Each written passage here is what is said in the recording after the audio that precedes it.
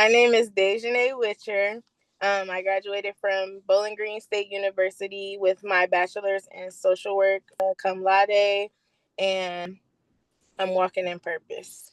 I'm walking in my purpose. I'm walking in my purpose.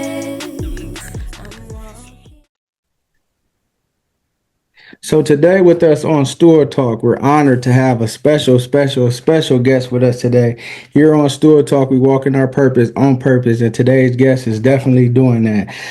She's a well-deserving spotlight to be known for her hard work, her accomplishment, not just for being an outstanding student, but to be an incredible person. She has truly defied the odds, graduating cum laude from Bowling Green State University, setting an example for strength, perseverance, and purpose. Her journey is a testimony to hard work, faith, focus, and I couldn't be more proud of her myself. She's the woman that she has become. That your light is shining. Many young girls will look to you, will be inspired. They will uplift them, and when they feel like they want to give up and they don't know how to be done, they will be able to see you. So continue to keep walking in your purpose because you were built for this. Thank you. Yeah. Ladies and gentlemen, we have with us today the one, the only Miss Dejanay Witcher. How you doing today? I'm good. How are you? I'm good. I'm good. So have it sank in since the graduation, the school, the awards, and all the recognition, the people checking on you. Have it sunk in yet? Kinda. It kind of feels surreal still. Like everyone is still checking up on me, congratulating me, reaching out. I can't believe I finally don't have classes for a while. So I mean, it's surreal, but it's nice.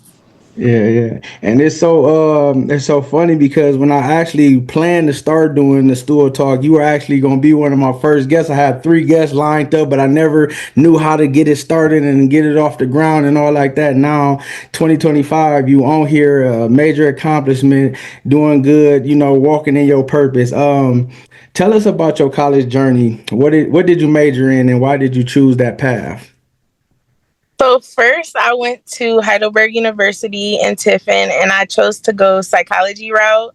I was interested in like learning about the way people behave and like the mental part of that, like the connection between the mental health and then the behavior.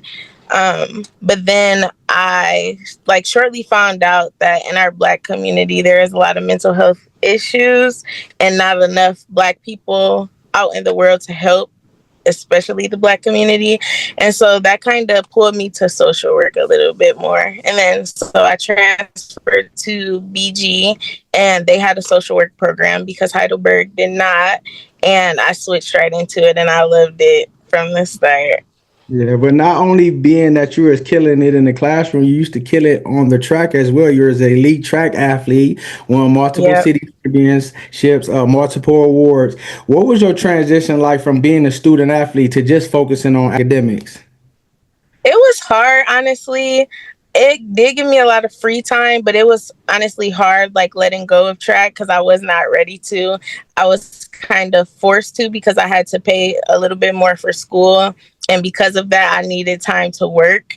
And so I was not ready to let it go. So it was pretty hard for me. But once I took away that time of like working out and everything, and just being able to focus on my academics, it let me like prosper more academically because I could just focus on studying and like working and stuff. Yeah. What would you say to the youth or people who might be going through giving up athletics for academics? What could you tell them as far as motivation to help them if they don't know how it look or they're going into it blind? Because I interview multiple people, they're elite athletes in high school, and when they go to college, they say, "Well, I don't want to play no more," or they play in a year or two in college, and now they just want to go to school. What motivation would you be able to give to them? I would definitely say do what's best for your situation. If you know that you can make it work, you should try. I think that doing athletics in college, there are good benefits to that. Besides, like going into the big leagues, you build friendship. You have like a community. You have a lot of discipline from being on a team.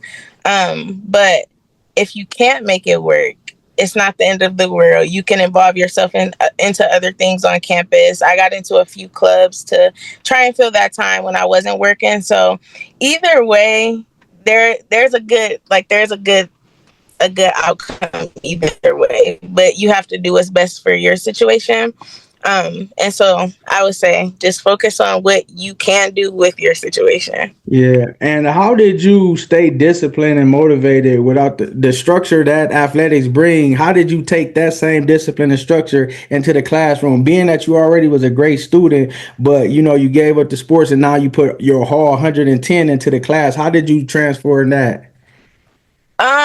I will say that like being disciplined in sports, it carries over into a lot of different areas.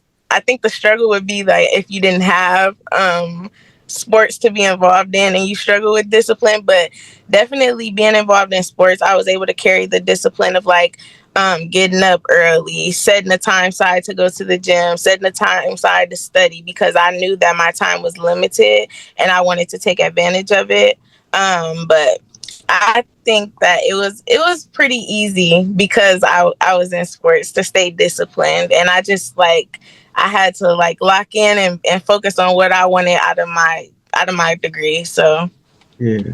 And balancing school, internship, and life, it isn't easy. What are some strategies you use to get through it? Because I know it was tough days. I know it was days that you know, were really like pressing in to get through it. What were some of the strategies and focus you used to be able to get through that? honestly, my internship time was like one of the hardest times for me, being transparent. So I tried to focus a lot on self care. And for me, that was spending time with my family and working out at the gym. But making sure that I got that time as much as I could every day and that I wasn't just spending it like sleeping because I was really tired.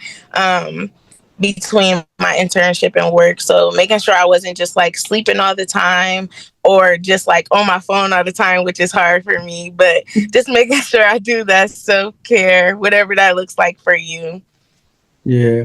What did the internship do to help focus your career goals and to like what you want to become? Did it help shape you to what you're gonna look for when you go and take your job? Did it give you an example of what to look for, what not to, what to go for, what not to go for?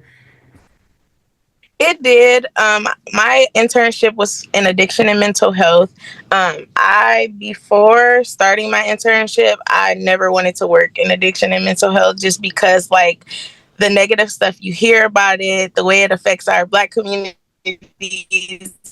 all of that. But then I prayed about it actually when I was doing interviews, and I was feeling like God was pulling me in that direction to just show me like this is what it can look like. And I loved it. Honestly, I saw the work that needs to be done in that area. Right now though, I don't think it's for me at this moment in my life. So I think that it was able to show me that I do like it. I can see myself working in that area and doing that work, but I don't think it's for me right now. And I also Yeah. saw the need for like Black clinicians in that area because the disparity is very low. Oh man. What does faith mean to you and how did your faith help get you through and guide you to this point of graduation? Faith to me is just holding on to the belief, your belief of God, and following His word, being involved with Him, doing all the things you need to do on your part so that you can walk in His light. And so for me, I definitely try to journal a lot and like write a lot, do some Bible studying on my own. I try to look and find like Bible study in communities, but none of those that I found will work with my schedule. So it was a lot of just Bible studying on my own. Me and my boyfriend, we would read the Bible together. We talk about things involving God and like things that we see and trying to make our relationship with God better together and separately. So those are Yeah. some of the things that I did. Did you have a go-to Bible verse that helped you that you were really going to, that one that stuck out? I don't. I like a lot of them. Okay, it was I multiple. really like. I really like Psalms 413 though, especially because it's my birthday numbers. But I really like that one. Okay. So you mentioned, the support of your boyfriend to help you get through with the scripture. What advice would you give other people who may be feeling overwhelmed at college, unsure about their future, and even those people that seniors now looking to go to college? I would definitely say that you have to be intentional. Like, only you know what you want out of the life that you want. So, if it's something that you're interested in, you should just give it a try. It doesn't hurt with giving things a try. You have to lose a little, whether that be money or time, to gain. So, I definitely recommend, like, even my friends now who are interested but don't go, I definitely recommend it, even if it's just like a community college to get some prerequisites started or just to get an idea. Because I feel like you also have to surround yourself and put yourself in that type of environment to like flourish. You have to be around people who are in school. You have to be involved in things that involve school to want to go to school, to want more. Yeah. Well, what caused you not to get complacent, even though you had killer grades, you was killing it? What caused you not to slack, but to keep on going to where you can keep your grades and you wouldn't have to worry about bringing them back up? Honestly, probably just being a first generation college student, like knowing that when I do have kids in the future, if God warrants that, that they would be able to select bachelor's or higher or master's or higher on any type of documentation, knowing that, I'm making my parents proud. I'm being a role model for my siblings and my cousins and everything who may want to go to college, but just don't have like a role model in the family. So stuff like that helped me. So what's next for you? You got any post grad plans or things you want to do, or are you taking it easy? Are you praying on it? Are you giving yourself time so you can make the right decision? I did. I've been praying on it a lot. I do have my licensure exam scheduled so that I can get licensed. Okay. I did get a job offer and I accepted it with RFS Behavioral Health. They were Congratulations. someone else. Thank you. They were someone else I interviewed with for my internship, and they really liked me, and they reached back out, and the interview went great. And so I'll be doing that behavioral health in TPS schools and helping students like me. Yeah, that's amazing. What would you say to the college student that graduates but say they want to take a year off, they don't know what they want to do till they don't get stuck? Because is there such thing as when it's a right time to get into your field early as you can? Because some people wait a couple years and then people that ain't got in, they have more seniority or they might not have more opportunities. Is that a thing? Um, I think that I don't think so. It could depend on like major or Okay. something like that. I definitely say again, you have to do what's best for you. Like it in theory, it does sound great to go right away. Um, but coming from a person who didn't get to take a break, I was tired a lot. It was very hard, especially with like transferring and having to be delayed a year. It was very hard with like keeping pushing along. And I have some people that I started with that didn't finish because they just got tired because they didn't take that break initially. So, and some people they take that break initially and they don't go back. So, you just have to know what you want, and I think take advantage of the time that you have. If you're gonna go right away, you need to be doing what you can do so that you can finish in the time that you want to finish. But if you're gonna take a break, then you need to also be doing stuff in that time that can prepare you to go back, I think. Yeah. And comparison is the thief of joy. What caused you not to compare yourself to others? We have social media, we have a lot of different things that people are doing, so they comparing themselves where they feel like I can't do what this person. Now my self esteem is down. Now I'm having mental issues. What did you do to press on and not be like the rest of the people and not be ordinary, but like want something? What did you do to help you? Honestly, I do struggle with comparing myself to others is something that I pray on all the time, and it's a normal thing to feel. However, I just try and remind myself that God put everyone here to have a different purpose in life. Everyone's life is not supposed to be the same. Some people have to go through different things to be better. So I Yeah. just try and remind myself of that. Yeah. So if you had got a call or somebody schoolmate or something said, I'm struggling, I'm going through this, what advice would you give them?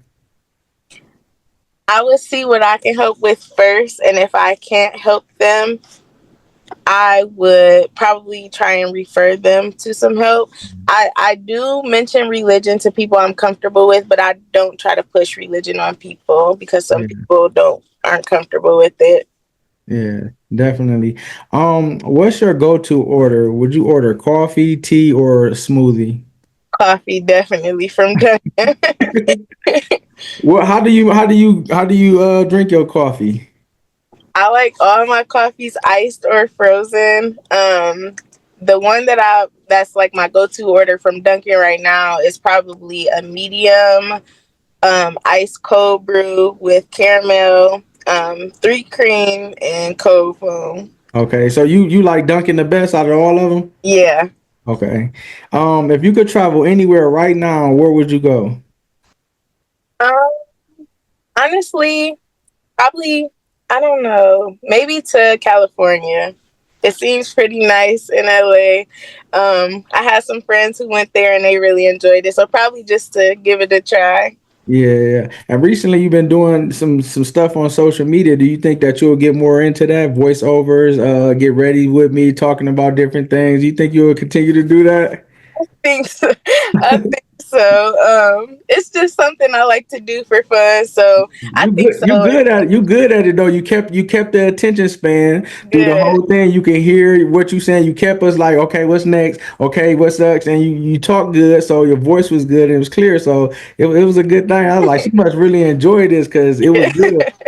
Thank you. Yep, I do it just like as a little hobby, just to do something fun. Yeah, yeah. And you have multiple cats, correct? Yep, I got two of them. What are their names? And what's some good stuff and what's some bad stuff they do? I know they your babies, but I know they probably get on your nerves at times. What's their names? Hershey is my black cat. She's a black short hair cat. And then Libby is a medium hair calico. She's white, gray, and brown. And their names were that when I got them from the Humane Society, but they don't like each other, so they can never be on the same side of the room. Even though I bought them together, and they were put together at the Humane Society. I think the change of environment causes them not to like each other anymore, so they Yeah. fight. Um, and then Hershey is clingy, so anytime I'm anywhere in the house without her, she's kind of trying to follow me around. And Libby is just to herself, so she doesn't really like to be bothered. Oh, wow, that's amazing. What's your favorite way to unwind after a busy day? I'm trying to change this, but it's honestly watching TikTok. I'm trying to get back into reading. Though. I'm trying to get back into reading now that I don't have to read for school. Yeah. What's the latest book that you have read, and what's your favorite book that you read? Ooh, um, my favorite book that I have read is probably I think it's This Is Us by Colleen Hoover. I Like think like the TV show? yeah, Oh, it got a book? yes.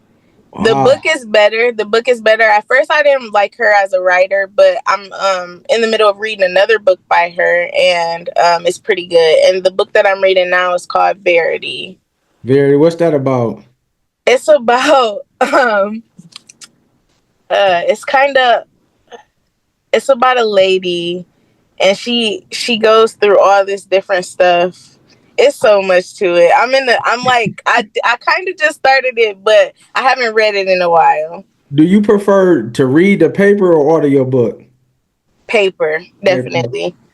My favorite book that I read was David and Goliath by Malcolm Gladwell, and Think and Grow Rich. That was the one too. And the last book I read was Straight Shooter by Stephen A. Smith. But I listened to it on audio, so Really? it kind of helped me to get through it faster. But a wise person once told me to read 2 or 3 books in a month, like, and keep on continuing to do that. So I'm looking to get back into reading and stuff too, because it really is good. Um, what's your favorite thing to do? Like favorite place to go get something to eat at? Probably like Chipotle, honestly. Still Chipotle. Were you more of a library girl or stay at home type of girl when you studied? Library. Library. Yeah. What's your dream job or ultimate career goal? Probably to open my own practice and just be able to help like lower income people, no matter the race, just lower income people who can't afford therapy services, who don't know about therapy services, or who may need help but not feel comfortable. Yeah. Um, favorite memory from your time at BGSU? Um, Probably when I went to my first real campus party, honestly. Was it like you imagine? Was it like on TV? Was how was it? No, not really. It just was fun. Heidelberg was really small and the population wasn't as diverse. So I definitely like stuck out like a sore thumb there, I feel like.